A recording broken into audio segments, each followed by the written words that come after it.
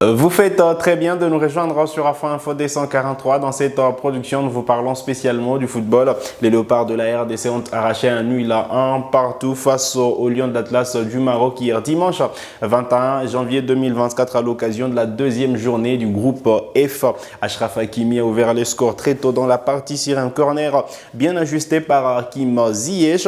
En seconde période, les entrées de Silas Katampa et Mecha Kelia vont faire du bien aux Léopards et c'est Silas Katampa qui va égaliser à la 77e minute des jeux. On va décortiquer cette rencontre ensemble, mesdames et messieurs. Restez avec nous.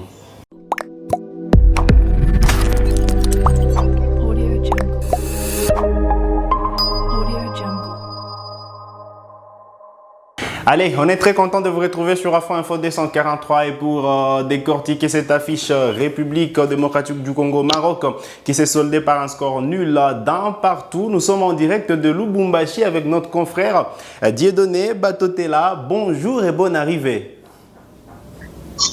Bonjour et merci David, je suis très content de vous retrouver. Allez, pour évoquer cette affiche RDC Maroc, comment vous avez trouvé la prestation des Léopards dans l'ensemble? Dans l'ensemble, je trouvais que c'était une prestation héroïque parce que personne n'avait donné plus de chance à la RDC de prendre 2 points devant cette équipe marocaine, vu que le Maroc vient d'une Coupe du Monde historique en atteignant les demi-finales que personne n'avait réussi à faire auparavant, battre des équipes de calibre international comme l'Espagne, le Portugal, le Canada. Donc la RDC affrontait le Maroc. C'était un match perdu d'avance. Le résultat est héroïque parce que les Léopards n'ont jamais montré leur faiblesse dans ces matchs-là. Un match mentalement au point, un match physiquement au point. Dans l'ensemble, j'ai été satisfait justement du match des Léopards de la RDC. Est-ce qu'on est en tort de dire que la RDC pouvait prétendre à la victoire à la fin de ces matchs? Prétendre à la victoire, c'est un peu trop orgueilleux. Il faut respecter les jeux et il faut respecter le football.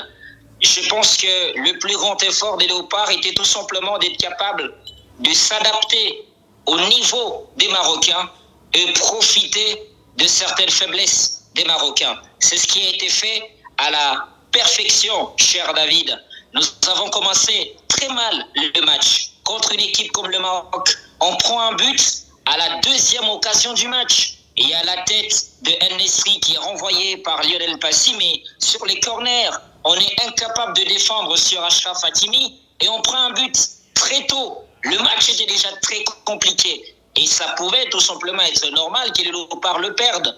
Mais dans la suite, on a senti une certaine résilience dans les efforts et dans l'envie. Et finalement, si on prend un point, je pense que c'est suffisant pour la sélection congolaise. Je peux parier et je peux donner ma main à couper, on ne va pas le couper. Parmi les 2 autres adversaires, il n'y a peut-être plus personne qui va prendre 2 points devant le Maroc. C'est peut-être la RDC qui aura réussi à le faire. Allez, la République démocratique du Congo qui a réussi à tenir en échec les Lions de l'Atlas du Maroc. Des sabres restés fidèles à son 11 de départ. Est-ce que la sélection nationale de la RDC aujourd'hui, on peut dire qu'elle a une âme ou du moins, voilà, elle a déjà une base? La base et l'âme, c'est le projet de jeu. Nous avons un entraîneur. Aujourd'hui, nous avons un entraîneur, à mon avis, qui connaît ce qu'il recherche. Il connaît ce qu'il recherche et il aligne le joueur capable de lui donner cela. Ça veut dire que nous avons un 11 de départ avec une certaine expérience, amené par Chancel Memba qui joue sa 5e CAN, amené par Cédric Bakambu qui joue plus de CAN d'il y a un moment. Ça veut dire justement qu'il préfère commencer avec cette expérience pour faire fatiguer les adversaires.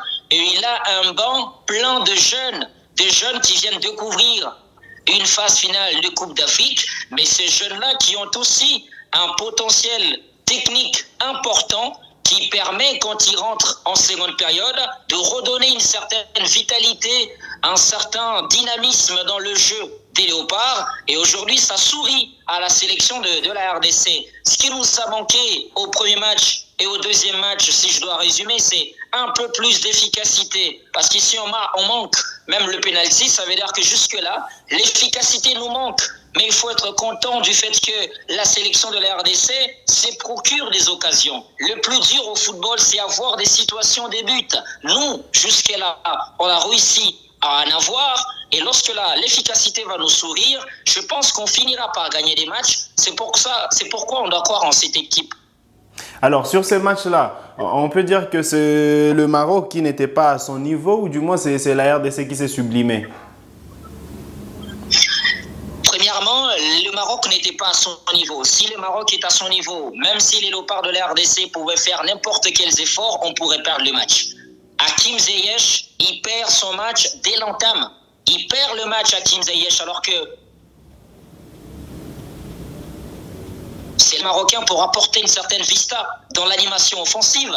Au milieu de terrain, Amrabat et Unai, ils sont pas totalement à leur 100%. Et puis, quand on regarde la charnière centrale de Saïs et Aguerd, voilà, ils sont pas rassurants dans leurs interventions. 2-3 mouvements de Cédric Bakambu les amenaient à faire deux fautes. Et je pense qu'il y a une faute de Saïs qui méritait un carton jaune. Malheureusement, l'arbitre ne le lui a pas justement donné. Le Maroc, premièrement, n'a pas joué le match de son niveau. Mais c'est peut-être aussi parce que les léopards, sur le plan climatique, ont tué un avantage. Il a fait très très chaud hier, plus de 36 degrés quand même. Mais il y a des joueurs marocains qui sont pas habitués à ces climats-là. Je pense que déjà à la fin de la première mi-temps, physiquement, ils étaient morts. Ils étaient fatigués et l'entraîneur était obligé de leur côté à faire déjà 3-4 changements à la reprise de la deuxième période. Donc le Maroc n'a pas été dans son grand jour. La condition climatique a joué à quelque chose. Mais je ne dois pas négliger, le travail collectif des léopards de la RDC, le travail de Piquel au milieu de terrain, le travail des Moutoussamy,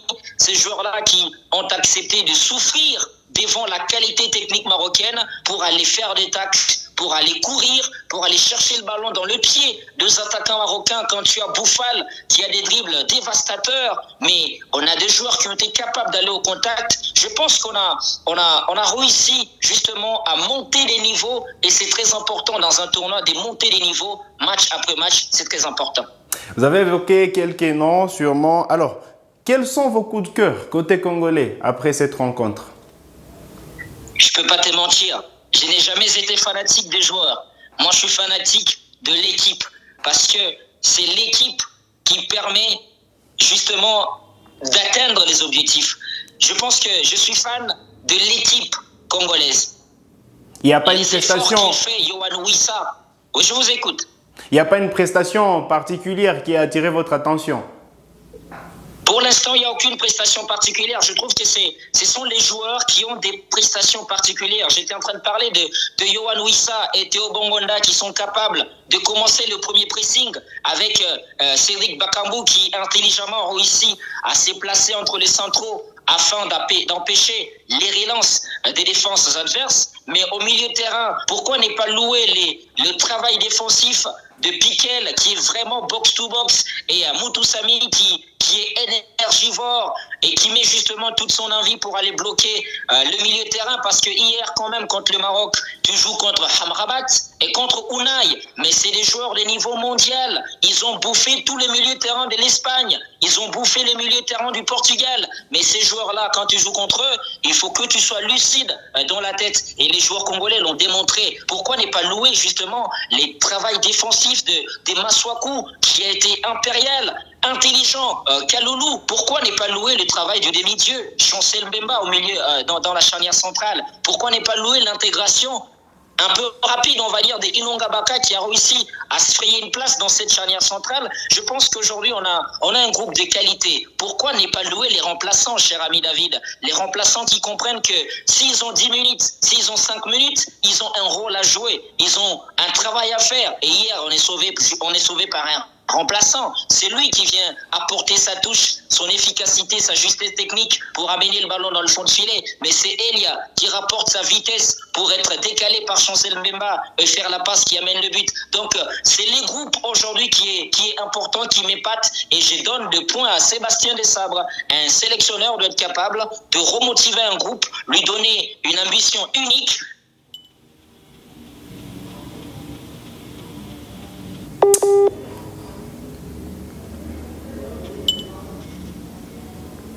Allez, vous avez évoqué justement cette confiance gagnée face aux Lions d'Atlas du Maroc.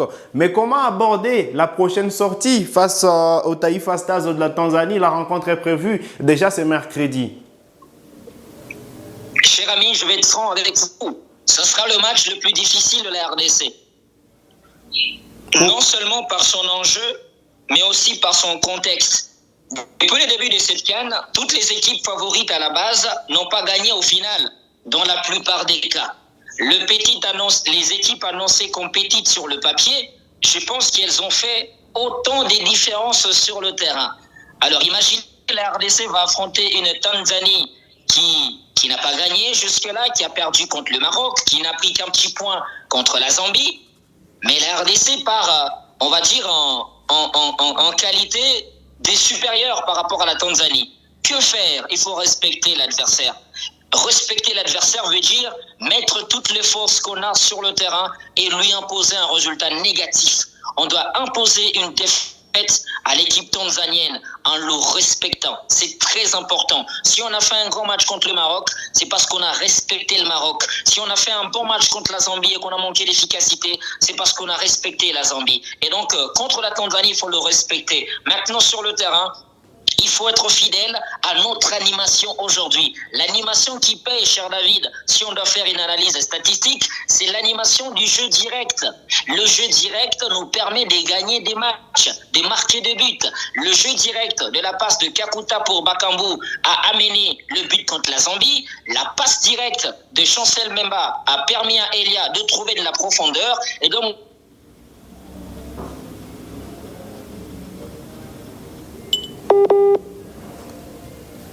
de faire la différence. On doit être fidèle à ça, c'est très important. Allez, mais est-ce que vous voyez justement cette équipe de la RDC aller loin dans cette Coupe d'Afrique des Nations après ces deux sorties? Souvent, je me réserve quand il s'agit de questions comme ça, mais aujourd'hui, je peux me bomber le torse et vous dire que la RDC ira loin dans cette compétition. C'est quoi aller loin? Le coach avait dit qu'il vient jouer cette CAN au moins pour passer les poules et peut-être atteindre les quarts de finale. Donc, si la RDC atteint les quarts de finale, c'est déjà un parcours extraordinaire. Mais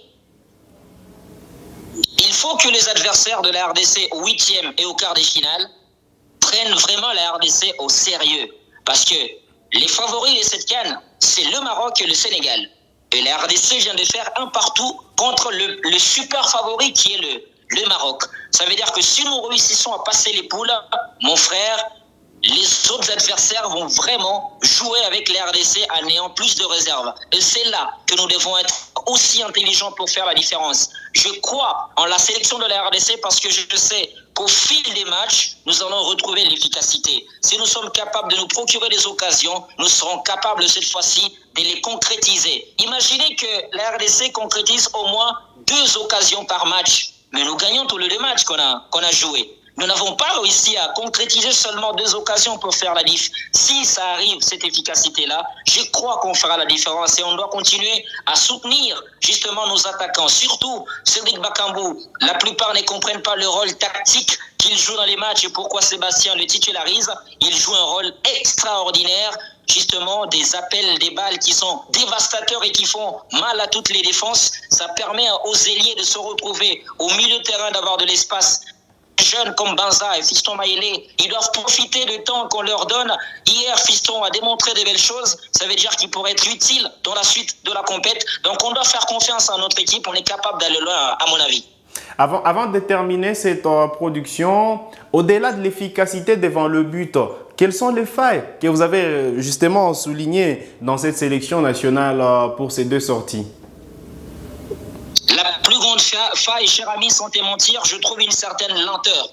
Je trouve une certaine lenteur dans la transition. Quand on récupère les ballons, par exemple au milieu de terrain, je sens qu'il y a encore cette lenteur dans la transition. Alors que si vous optez pour un jeu direct, vous devez comprendre que non seulement vous allez jouer des longs ballons, mais aussi vous allez jouer en contre-attaque. Mais si vous avez de la lenteur au milieu de terrain, si Piquel il récupère un ballon, Moutoussamy récupère un ballon et qu'il n'y a personne devant eux pour demander ces ballons-là, et il n'y a personne devant qui fait un mouvement qui va justement appeler la passe, on ne fera pas mal à nos adversaires. Nous devons tuer cette lenteur et être capables à jouer rapidement dans les phases des transitions. Parce que le football aujourd'hui, c'est un football de transition. Au plus vite vous récupérez le ballon, soyez capables d'aller le plus vite très loin vers l'avant. Et aujourd'hui, je pense qu'on a une certaine lenteur. C'est parce que les joueurs ne font pas assez de mouvements.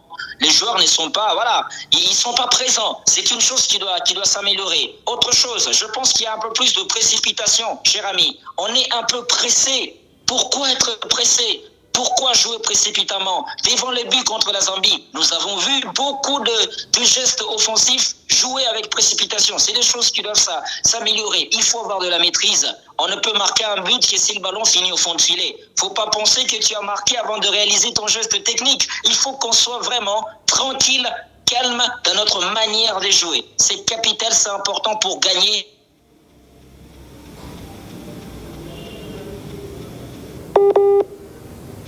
Capable de surmonter ça. Allez, on espère que les Léopards de la RDC pourront relever tous ces défis déjà ce mercredi à l'occasion de la 3e journée du groupe F, la RDC qui jouera la Tanzanie. C'est un plaisir de vous avoir en direct dans ces débriefs. Dieudonné. Un énorme plaisir pour moi et surtout un honneur. Je suis très content que vous ayez pensé à moi. Merci infiniment à tous vos téléspectateurs. On espère vous retrouver très vite. On est disponible, merci beaucoup. Merci aussi.